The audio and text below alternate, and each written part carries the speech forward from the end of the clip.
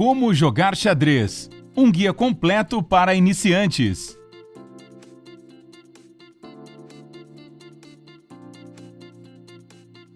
Quem não quer ser um intelectual legal e jogar xadrez como um profissional? Pense nisso. Este jogo definitivamente se destaca de todos os outros e tem muitos admiradores em todo o mundo. Você quer participar e aprender as regras básicas e até alguns truques e técnicas vencedoras? Então fique à vontade e assista. Estamos prestes a revelar todos os segredos.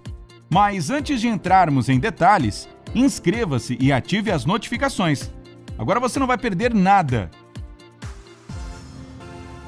Ok, vamos começar com uma introdução básica ao xadrez para facilitar a compreensão do restante ou simplesmente refrescar sua memória. Um tabuleiro de xadrez consiste em 64 espaços quadrados. Temos as colunas indo de cima para baixo, em sua direção e do seu oponente, e marcadas de A para H. E depois, as fileiras horizontais, de 1 a 8.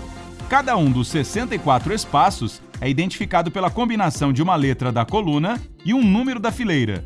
O jogador com as peças brancas inicia. Cada peça de xadrez tem um nome e recursos de movimentação específicos. Não esqueça de posicionar o tabuleiro corretamente antes de começar. Cada jogador deve ter um quadrado escuro no canto inferior esquerdo. A primeira peça sobre a qual vamos falar é a torre. Elas ficam nos cantos do tabuleiro, que são A1 e H1 para um jogador e A8 e H8 para o outro. O melhor sobre as torres é que elas podem se mover por qualquer número de quadrados vazios, tanto na vertical quanto na horizontal. Se alguma peça do seu oponente bloquear um de seus caminhos, mova a torre para o quadrado ocupado e capture-a, parando em seu lugar. Mas lembre-se de uma coisa importante: as torres não podem pular peças. Se uma de suas peças estiver entre a torre e a peça do seu oponente, esse movimento não funcionará. Em seguida, daremos uma olhada mais de perto no cavalo. Eles são colocados nos quadrados B1 e G1 para um jogador e B8 e G8 para o outro. Ao contrário das torres, os cavalos podem pular outras peças e, na verdade, são as únicas que podem fazer isso. Eles se movem em um padrão em forma de L, 2 quadrados na horizontal e 1 na vertical, ou 1 na horizontal e 2 na vertical. Tenha em mente que os cavalos só podem capturar uma peça quando aterrissarem no quadrado dela. Em seguida, temos os bispos, nos quadrados C1 e F1, ou C8 e F8. Eles podem se mover sobre qualquer número de quadrados livres, mas apenas em direção diagonal. Assim como as torres, podem capturar a peça de um oponente em seu caminho, parando no quadrado que ela ocupava. Mas afastem-se todos! É hora do rei e da rainha entrarem no jogo! Bem-vindas, vossas majestades! Você só tem uma rainha, D1 para uma rainha branca ou D8 para uma rainha negra. E ela é a peça mais poderosa no tabuleiro. Basicamente a torre e o bispo combinados. Ela pode literalmente fazer o que quiser, movendo qualquer número de quadrados vagos horizontalmente, verticalmente ou diagonalmente. Ela captura peças em seu caminho, movendo-se para os seus quadrados. O lugar do rei é um dos 2 últimos quadrados vazios, E1 e E8. O rei não é tão poderoso quanto a rainha e só pode andar um quadrado de cada vez na horizontal, vertical ou diagonal. Ele pode atacar qualquer peça, exceto o outro rei. Mas não subestime. O rei é incrivelmente valioso. Se você o perder, perde o jogo. Portanto, tente protegê-lo a todo custo.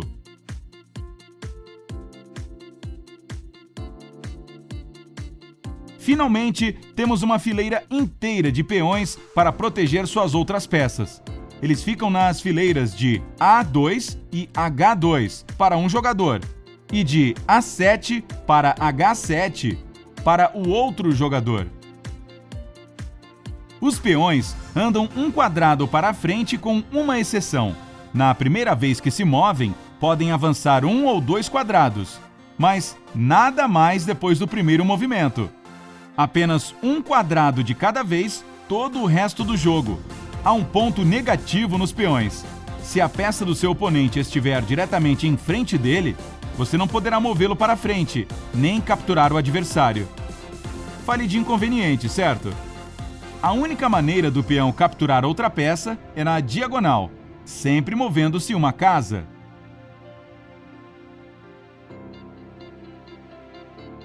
E agora, já temos todas as peças de xadrez? Ok, para ganhar e se tornar um verdadeiro campeão de xadrez, sua tarefa é dar um checkmate no rei do seu oponente. Pode parecer moleza, mas é muito mais complicado do que imagina. Checkmate basicamente significa colocar o rei em uma posição em que ele será capturado por não poder se mover ou não estar protegido por qualquer outra peça.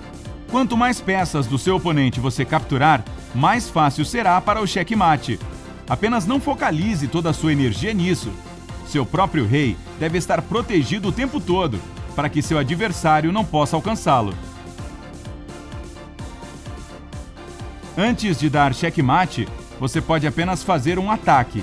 Isso significa que precisa ter uma de suas peças podendo alcançar o rei do seu rival.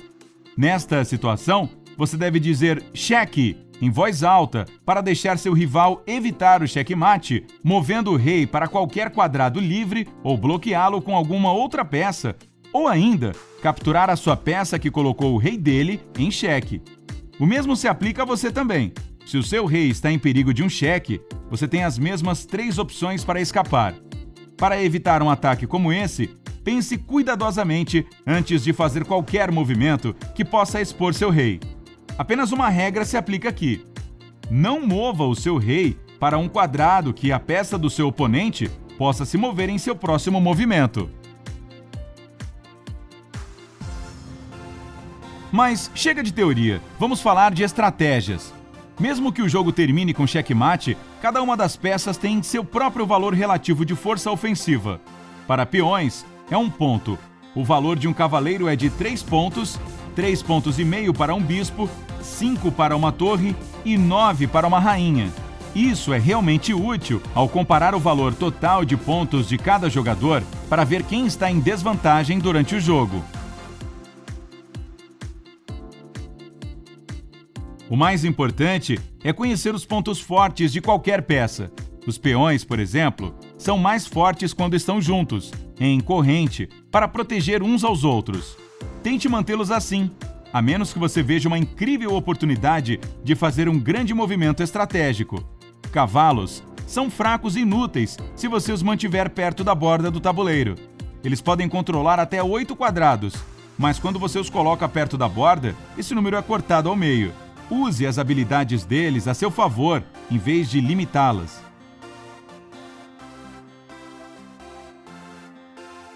Os bispos são mais fortes quando estão em longas diagonais.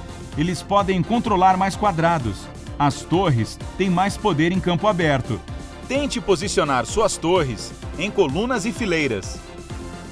Elas também podem ser muito úteis na 7ª fileira para as brancas e na 2ª para as pretas, mas somente se o rei do seu oponente estiver em sua posição inicial. Mas e as rainhas? Elas estão esbanjando energia em qualquer quadrado, certo? Bem, o centro do tabuleiro é, na verdade, estrategicamente o melhor lugar para elas, mas também o de maior perigo. Jogadores de xadrez bem-sucedidos sugerem manter a dama a certo distanciamento do centro e tentar não bloquear seu movimento com suas próprias peças. Para os reis, há apenas uma regra estrita: faça tudo o que puder para garantir que seu oponente não chegue até ele. Se você quiser dominar e ser a força principal do jogo, tente controlar o centro do tabuleiro. Sua jogada inicial pode ajudá-la a fazer isso.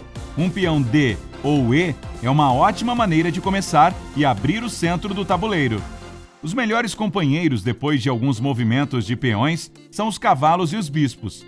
Para reivindicar o centro, use seus peões enquanto ataca seu oponente com todas as outras peças. ele terá que ficar na lateral com opções limitadas para escolher. Mude as coisas e use todas as suas peças, exceto o rei, é claro. Se você deixar algo de fora, desperdiça o potencial e as habilidades dessa peça. Mas não faça um movimento no calor do momento. O xadrez é um jogo muito estratégico e você tem que pensar muito à frente e não apenas mover peças sem noção. Ao mesmo tempo, deve observar seu adversário de perto e tentar prever sua estratégia e plano. Muitas coisas para fazer de uma vez, mas você definitivamente vai adorar. Além disso, não desista de suas peças sem lutar. Leve o tempo que achar necessário e analise o tabuleiro todo com cuidado para ver todas as suas opções e movimentos possíveis. Não se apresse, vá devagar e não perca nada. Vamos falar sobre o movimento en passant de um peão. Como você já deve ter adivinhado, é francês e significa de passagem. En passant é um movimento de captura especial que um peão pode fazer. Se você está jogando com o branco, seu peão deve estar na quinta fileira e o preto na quarta. Para você capturar en passant, o peão do seu oponente deve mover 2 quadrados para a frente e aterrissar próximo ao seu peão. Isso deve ser o primeiro movimento dele, pois é o único momento que o peão pode andar 2 casas. Lembra? Então, se isso acontecer, você pode mover seu peão para a frente na diagonal, para o lado onde está o peão do seu oponente, e fazer a captura ao passar. Mas isso tem que ser feito imediatamente, ou você perde sua chance. Há mais movimento de peão chamado promoção de peões. Se ele alcança até o lado mais distante do tabuleiro, que é a 8ª fileira para o branco e a 1ª para o preto, ele deve imediatamente ser promovido a qualquer outra peça, exceto o rei. O melhor é promover seu peão à rainha, mas uma outra torre, bispo ou cavalo também não será nada mal.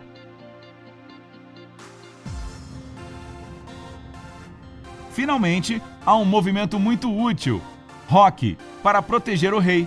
É usado para tirá-lo do meio, onde está mais exposto ao perigo.